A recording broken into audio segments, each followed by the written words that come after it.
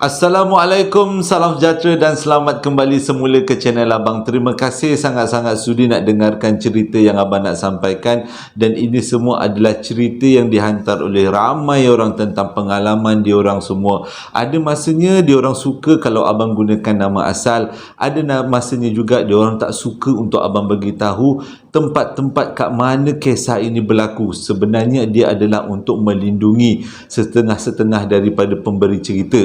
Jadi cerita kali ini adalah pengalaman seorang lelaki yang bernama Amirul. Pengalaman daripada kecil sampailah dia besar, dan pengalaman ini menjadikan dia seorang lelaki yang menerima alam sebelah tu sebenarnya sebelah aja dengan alam kita. Jadi tanpa membuang masa, sebelum kita mulakan cerita, marilah kita sama-sama berdoa kepada Allah Ta'ala. Moga-moga Allah panjangkan umur, murahkan rezeki, berilah kesihatan yang baik untuk kita semua. Amin ya rabbal alamin. Dipermudahkan segala urusan kita dunia dan di akhirat, dan juga diberikan syurga untuk mak ayah kita. Jadi tanpa membuang masa, Abang akan ceritakan pengalaman Amirul yang dihantar kepada Abang melalui panggilan telefon, bukan melalui email. Jadi kalau panggilan telefon, dia punya perasaan Abang dapat rasa macam mana dia selama hidup menghadapi peristiwa-peristiwa pelik disebabkan oleh hijabnya yang terbuka, ataupun matanya boleh menampak alam sebelah, menampak keluar tegur bahasa Melayu warga, boleh nampak alam sebelah. Kowe Abang dah bermula dengan warna hijau. Kisah ni disampaikan oleh seorang budak lelaki namanya Amirul. Kisahnya bermula sewaktu dia berumur 9 tahun darjah 3 dekat satu negeri. Kalau tak silap Abang, dia berlaku dekat negeri Pahang kalau macam tu. Amirul ni dia kata pengalaman dia daripada kecil, dia lah bukan seorang budak yang takut. Dan dulu daripada umur 5 tahun, 6 tahun, 7 tahun, 8 tahun sampai ke darjah 3. Daripada umur tu sebenarnya dia dah memang nampak benda-benda yang tak sepatutnya dia nampak. Biarlah macam benda terbang, kadang-kadang nampak cahaya pelik-pelik, nampak orang pelik-pelik, orang telinga panjang, mulut panjang, hidung panjang. Dia kata pada waktu tu dia ingat semua tu adalah manusia. Waktu dia tadika tu dah start dah, dia kata dia ingat itu semua manusia. Dan dia mula-mula dia rasa takut, dan dia lama-kelamaan sebab dia terlalu banyak kali nampak, dia tak rasa takut. Tapi dia kata dalam banyak-banyak benda yang dia nampak, semuanya bukanlah berbentuk benda yang menakutkan, tapi lebih-lebih kurang rupa manusia. Cumanya dia ada sedikit perbezaan kadang-kadang pada mata, hidung dan juga telinga.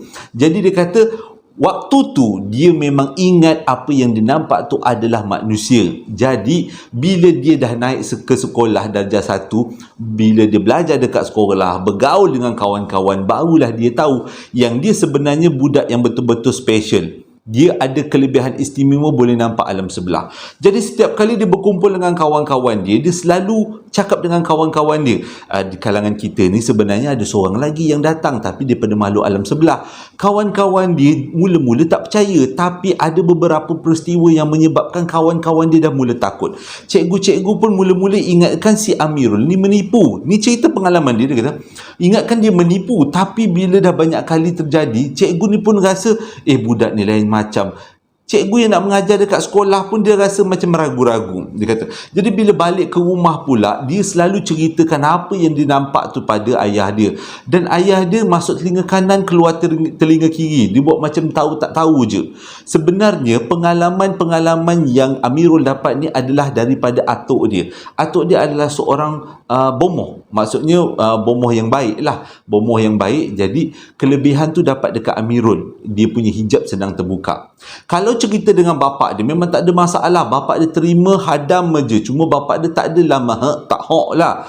Kalau cerita dengan mak dia pula, lain ceritanya. Setiap kali dia cerita dengan mak dia, pang dapat lempang. Terutama kalau dekat waktu malam. Dia cakap dengan mak dia, mak, belakang mak ada seorang makcik rambut panjang, nampak macam serabai-serabai. Pang, mak dia bagi. Sebab mungkin ada dua sebab. Satu sebab mak dia memang dalam keadaan yang gusar lah. Yang kedua, Dia kata selalunya mak dia akan bagi alasan yang kedua, iaitu dia ni kuat berangan. Jadi dia kata setiap kali dia mengadu dengan mak dia, tujuannya adalah untuk mak dia berhati-hati. Tapi disebabkan banyak kali dia dapat pelempang dengan mak dia, menyebabkan dia malas lagi nak beritahu mak dia. Lantaklah ada perempuan mengekor ke, ada kepala mengekor kat belakang mak dia tu, dia redha je. Sebabnya mak dia tak nampak, yang nampak hanya dia. Tapi kebanyakan daripada masa memang dia nampak bentuknya memang orang, bukanlah bentuk-bentuk yang luar biasa. Dia dalam perbualan tu, abang bertanya dengan dia, ni ada bonus sikit. Abang tanya dengan dia, dalam banyak-banyak cerita hantu yang ada dekat Malaysia, dekat dunia ni, mana cerita hantu yang selalunya, abang berani sebut hantu kan, baru 11.45, hari ni awal sikit. Jadi abang tanya dengan dia, dalam banyak-banyak cerita seram, dah tukar, cerita seram mana yang benda tu serupa dengan makhluk alam sebelah. Dia kata dalam banyak-banyak cerita Melayu lah, dia kata cerita Melayu, ada satu cerita Melayu yang memang sama sebiji dengan kebanyakan makhluk alam sebelah, iaitu cerita Karak yang dilakonkan oleh, abang lupa nama pelakon dia, tapi tajuk filem tu adalah Karak. Dia kata bukanlah the whole cerita, dia kesemua cerita. Ada satu babak dekat permulaan cerita yang mana diorang jumpa sesuatu di atas kereta. Dia punya makhluk tu macam agak labah-labah. Dia kata kebanyakan makhluk alam sebelah memang macam tu. Tangan panjang, kuku panjang, leher panjang, kaki panjang. Dan diorang tinggi-tinggi orangnya. Cumanya bila ada masa tu diorang tak nak berapa nak berjalan, diorang akan merangkak dan keadaan diorang betul-betul macam labah-labah. Jadi abang lepas dengar tu, teruslah abang tengok cerita Karak balik. Oh gini rupanya yang si Amirul nampak, balik kepada cerita. Itu sikitlah selingan.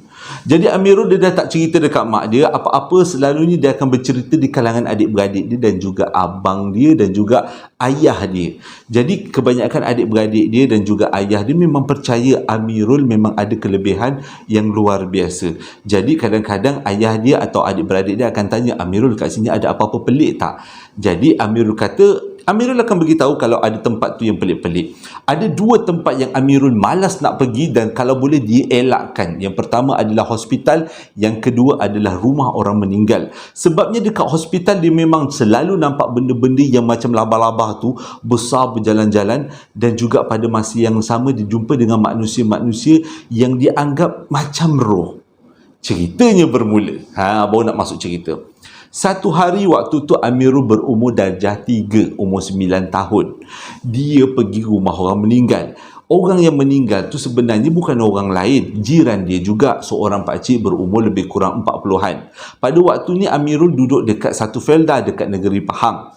Jadi Amirul kata macam biasa, dia memang pada sebelum-sebelum tu dia tak ada masalah pun nak pergi rumah orang meninggal, sebab dia tak pernah jumpa apa-apa. Selain kalau pergi hospital memang dia akan jumpa. Pergi rumah orang meninggal ni lah kali pertama dia jumpa benda pelik.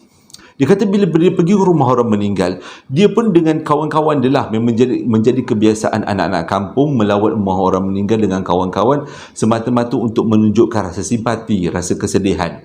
Bila sampai dekat rumah orang meninggal tu, dia pelik. Dia kenal dengan pakcik yang meninggal tu. Tapi bila dia sampai depan rumah orang yang meninggal tu, benda yang dia pelik adalah pakcik yang meninggal tu duduk dekat tangga.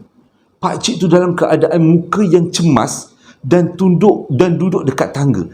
Dalam sekali-sekali masa, pakcik tu akan toleh-toleh ke belakang. Dan bila orang datang masuk ke rumah dia, dia akan macam keadaan kusut sangat, dia kata. Macam apa benda ni? Macam tu keadaan dia. Waktu tu Amirul tengok je dia. Lepas tu pakcik tu pandang ke arah Amirul. Amirul ingat pakcik tu nampak dia. Tapi tak. Pakcik tu pandang dia dalam keadaan pandang yang kosong. Seolah-olah dia tak nampak pun Amirul tu ada dekat depan dia. Jadi untuk pastikan benda tu adalah pakcik yang meninggal tu ataupun pakcik tu belum meninggal, Amirul pun pergi ke arah pakcik tu dekat-dekat dan Amirul cuba sentuh. Pakcik tu punya badan tembus. Jadi baru Amirul tahu apa yang dia nampak ni. Dia tak dapat nak jelaskan pada waktu tu, umur darjah 3. Apa benda yang dia nampak ni? Selama ni dia nampak bentuk laba-laba, manusia telinga panjang, manusia hidung panjang, mata panjang semua. Tapi ini bentuknya macam manusia. Bukan bentuknya selain daripada manusia. Cuma orang yang ada dekat depan dia ni adalah orang yang dikabarkan meninggal pada hari itu. Dan dia berada dekat rumah pakcik yang meninggal tu. Adakah pakcik tu hidup balik? Waktu tu Amirul betul-betul blur. Dia pandang pakcik tu dekat-dekat, tak jauh. Tapi memang pakcik tu tembus ke belakang. Dalam fikiran dia ada dua. Sama ada ini adalah makhluk alam sebelah yang menyamar sebagai pakcik tu, ataupun roh kepada pakcik tu. Pada waktu ni dia tak tahu nak tanya dengan siapa. Kalau dia bercakap dengan orang, dia nampak roh pakcik tu, huru-hara satu rumah tu kan tak jadi nak mandikan, nak kapankan orang tu, semuanya balik. Takutlah tiba-tiba roh ada kat depan rumah. Jadi dia diam je, dia cuma ke belakang menjauhi pakcik tu dan dia tengok apa yang pakcik tu buat. Dalam sekali-sekala pakcik tu akan bangun, naik ke atas rumah. Lepas tu cepat-cepat turun berlari kat rumah dalam keadaan yang sugul dan pening. Dalam keadaan yang tak tahu nak buat apa. Bila orang ramai datang berjalan menembusi dia, dia dalam keadaan yang seperti nak nangis. Dan sekali-sekala dia naik mula ke atas rumah dan dia turun. Dia naik, dia turun. Dan dia rasa macam nak menerima yang dia sudah meninggal tu adalah satu benda yang sangat berat. Sangat berat, dia kata. Tengok daripada pakcik tu, memang dia kata itu adalah sesuatu yang pelik, dia kata. Jadi sewaktu dia tengah tengok pakcik tu, tengah mundar-mandir depan rumah, naik atas pergi belakang, tepi rumah, naik balik rumah, turun balik rumah, duduk sebelah jenazah, turun sebelah jenazah macam tu. Tiba-tiba bahu Amirul ditepuk oleh seseorang dan Amirul pandang ke belakang. Rupanya yang tepuk bahu ni adalah imam kampung tu. Imam tu tanya soalan macam ni. Amirul nampak apa? Jadi Amirul cakap, entahlah Tok, saya nampak benda yang saya pun tak tahu apa benda tu. Kenapa Atuk tanya macam tu? Atuk tu jawab macam ni. Atuk nampak benda yang sama. Jadi Amirul terkejut. Rupanya bukan dia je yang boleh nampak, Atuk tu pun boleh nampak. Jadi dia tanya dengan Atuk tu, Tok, sebenarnya apa yang kita nampak? Itu roh ke atau hantu? Jadi Atuk tu bagi jawapan yang sampai sekarang Amirul ingat. Jawapan Atuk tu adalah, itu adalah makhluk tidak berjasad. Atuk sendiri tak boleh nak bagi tahu apa yang kita nampak. Tapi kalau apa yang kita nampak sekarang adalah salah satu makhluk tidak berjasad dan kita kena percaya kewujudannya. Jadi selepas Atuk tu cakap macam tu, Atuk tu pun naiklah ke rumah. Bila pakcik tu nampak Atuk tu naik ke rumah, dia seolah-olah macam kesedihan dia tu bertambah-tambah sedih. Seolah-olah macam tibalah masanya untuk dia berpisah dengan dunia. Amirul tak berani nak naik atas rumah. Dia tunggu dekat depan rumah sampailah majlis tu selesai. Jenazah tu dipersiapkan untuk dikebumikan. Dan sewaktu jenazah tu diangkat keluar daripada rumah, pakcik tu yang dia nampak tu ikut keranda jenazah sampai ke kubur. Tapi Amirul tak berani nak ikut ke kubur sebab dia kata dia takut kalau dia nampak benda yang lebih kurang sama macam pakcik tu di kubur, sebab kubur kan banyak orang yang dah meninggalkan. Jadi dia kata dia biarkan pakcik tu berlalu pergi, meninggalkan rumahnya dalam keadaan menangis teresak-esak, dalam keadaan yang sangat sugul. Tapi pengalaman tu walaupun di umur darjah 3, Amirul tetap ingat menjadi salah satu kenangan yang dia ada. Bila balik ke rumah pada hari yang sama, bila selesai majlis pengkebumian, Amirul tunggu ayah dia balik daripada rumah orang meninggal tu. Bila ayah dia balik, terus Amirul ceritakan apa yang dia nampak. Amirul cakap inilah pertama kali dia nampak seperti roh, tapi dia tak tahulah apa benda yang dia nampak tu. Jadi bila ayah dia dengar, ayah dia macam seolah-olah buat muka lah, cakap ini dah teruk lah.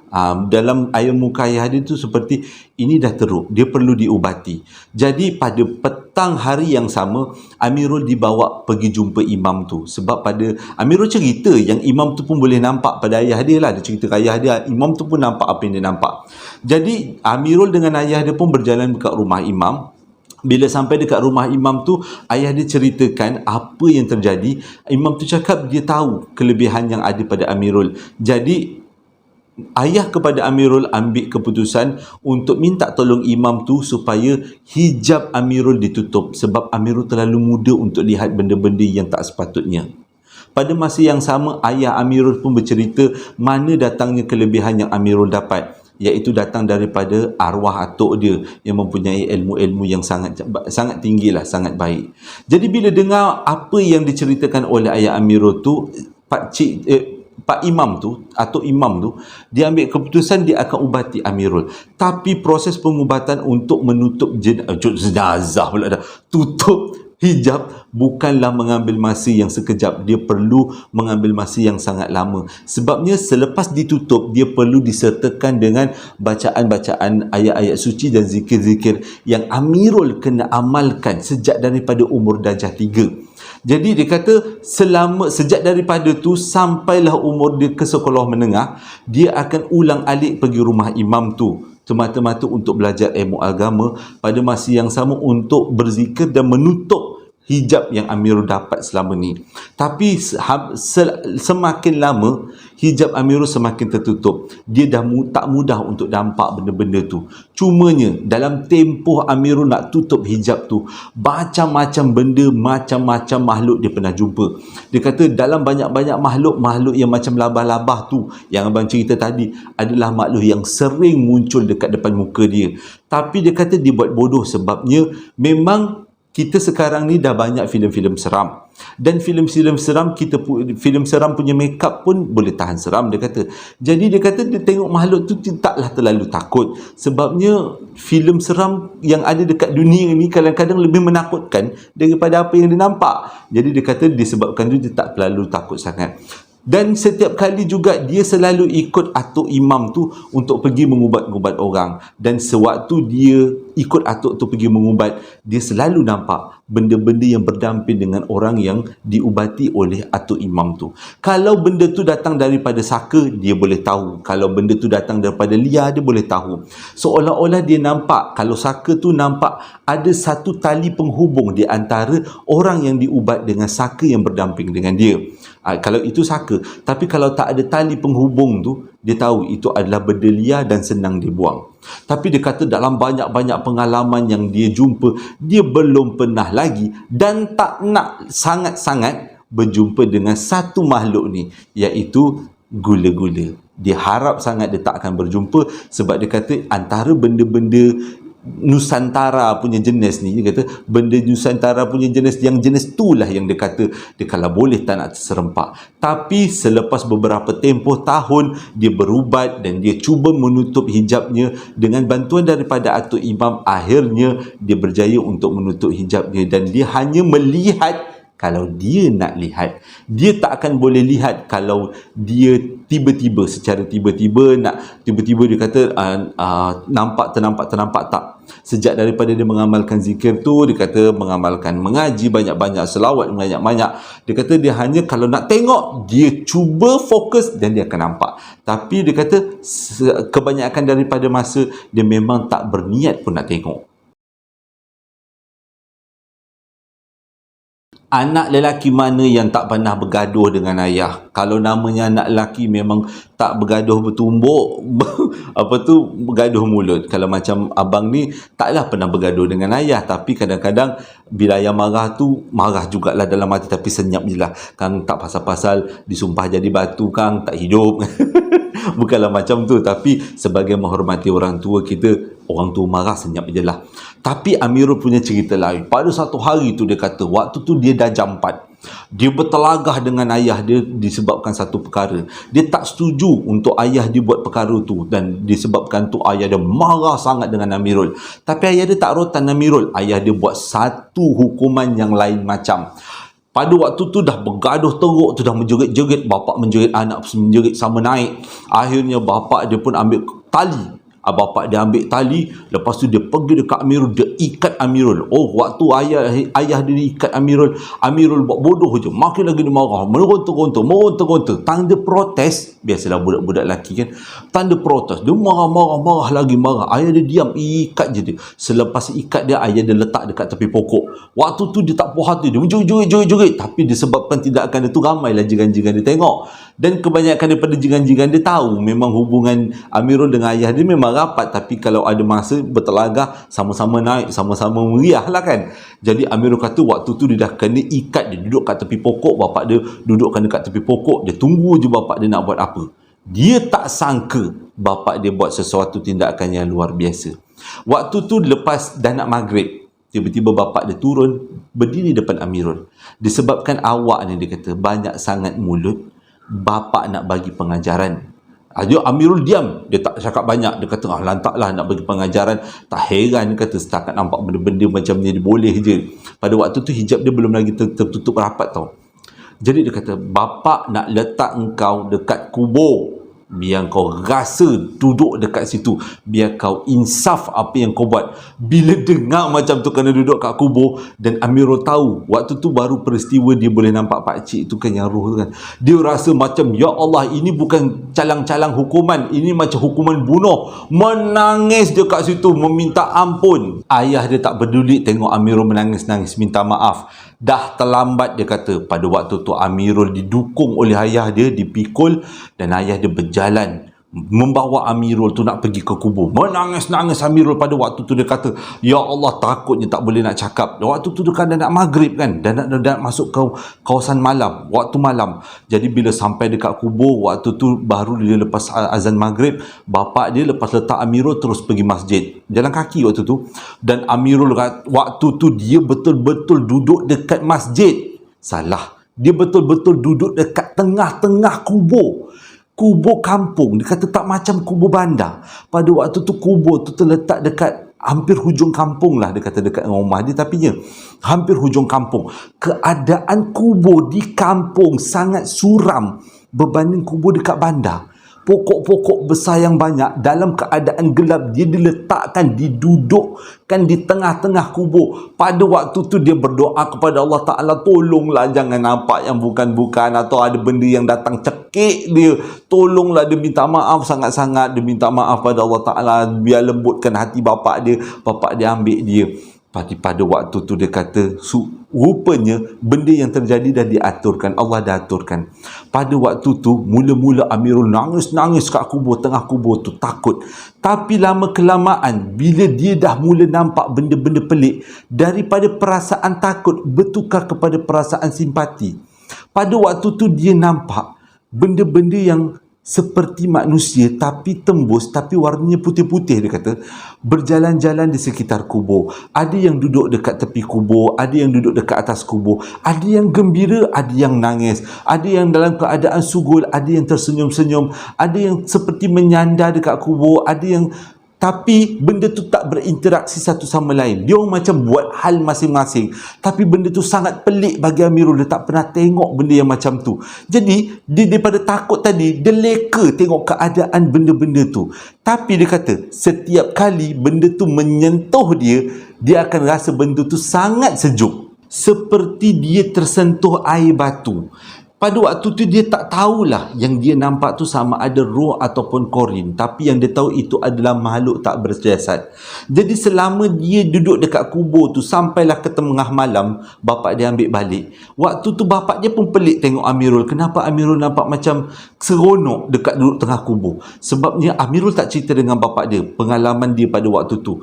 Dan dia rasa itulah pertama kali dia nampak makhluk tak berjasad yang duduk di sekitar kubur dalam keadaan yang tak berinteraksi dari satu sama lain, dan buat kerja sendiri, tapi wujud dalam berbagai-bagai keadaan. Ada yang sedih, ada yang gembira, ada yang seperti menanti sesuatu, ada yang termenung, ada yang seperti macam bercakap seorang-seorang, tapi dia tak tahu apa dia tu. Dan itu menjadi pengalaman yang sangat istimewa buat Amirul. Sebelum hijab Amirul betul-betul tertutup, pada umur dia darjah 5 berlaku satu peristiwa yang sangat-sangat dia terkenang, iaitu berlaku dekat Jalan Jemalong. lebih kurang lah kalau abang tersalah, kawasan-kawasan Mersing kot, Jalan Jemalung pada waktu tu. Pada waktu tu dia dengan bapa, dengan mak dia, dengan adik-beradik dia semua, termasuk dengan abang dia, diorang pun balik daripada kerja kahwin kalau tak silap abang, ataupun dalam satu kenduri lah, dia balik daripada satu kenduri rumah saudara.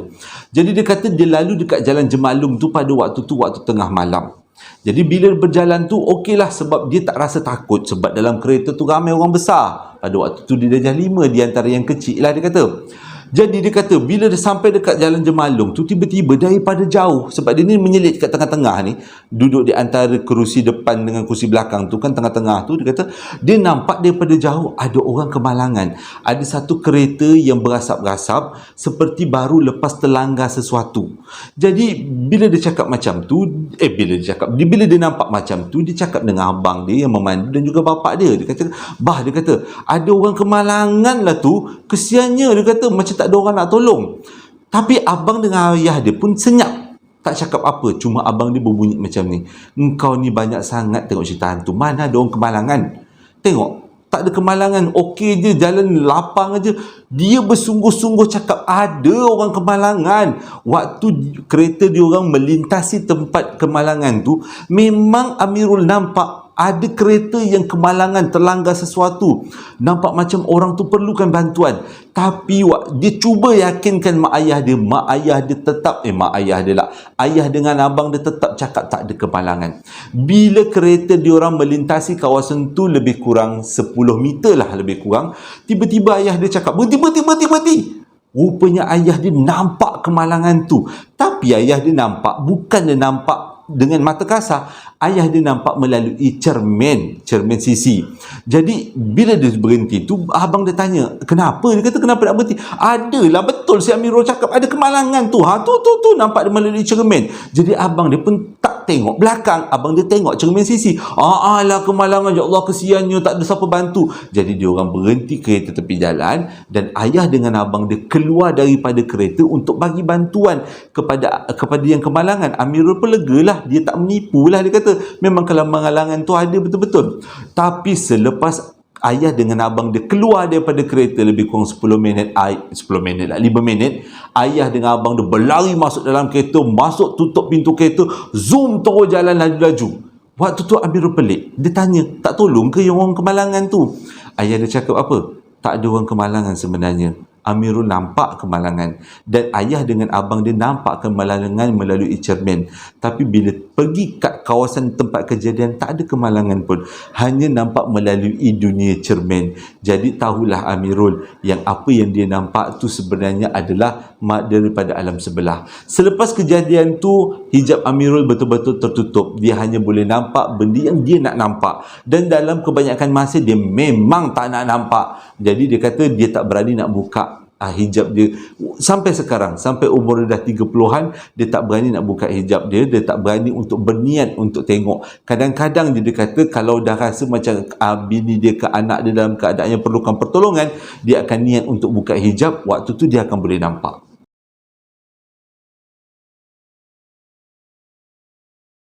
Terima kasih sangat-sangat sudi dengarkan cerita yang abang sampaikan pada hari ini. Walaupun satu cerita cukup panjang, cukup bagus untuk kita jadikan iktibar. Sebenarnya orang yang macam Amirul ni banyak dekat dalam dunia kita. Cuma sama ada diorang nak cerita atau tidak. Bukanlah terdiri daripada orang Islam je. Abang pernah dengar kawan abang yang berbangsa Cina pun kadang-kadang hijab diorang terbuka. Yang berbangsa India pun ada yang terbuka hijabnya. Kadang-kadang sama ada diorang nak cerita dengan tak cerita. Tapi dia kata berdasarkan kepada abang tengok kawan-kawan abang yang punya kelebihan macam ni, diorang mengalami peristiwa seperti ni daripada kecil. Jadi bila dah besar tu, dia anggap benda tu dah biasa. Kadang-kadang kita tengok cerita Cina pun ada juga kan, dekat cerita Hong Kong tentang orang yang terbuka hijab. Jadi dengan kata lain, orang-orang macam ni diberi kelebihan untuk terlihat alam sebelah, memang betul-betul wujud. Kita tak boleh ambil ringan lah benda ni. Terima kasih sangat-sangat sekali lagi sudi dengarkan cerita yang abang sampaikan pada hari ini. Terima kasih pada yang membeli sambal lara dan juga perapan sate. Sambal lara masih lagi ada promosi, beli 2 dapat murah RM33 lah lebih. Beli 3 dapat murah RM33 lebih kurang macam tu. Abang sediakan link dekat kawasan bawah description box. Alhamdulillah mendapat sambutan yang sangat luar biasa. Terima kasih sangat-sangat sekali lagi. Hingga berjumpa lagi dalam 2 hari akan datang. Cumanya sekarang ni adalah kerajaan kita belum lagi terbentuk. Abang rasa risau. Kita cepat sikit lah waktu ni lah kan. Terima kasih, hingga berjumpa lagi 2 hari akan datang. Assalamualaikum warahmatullahi wabarakatuh.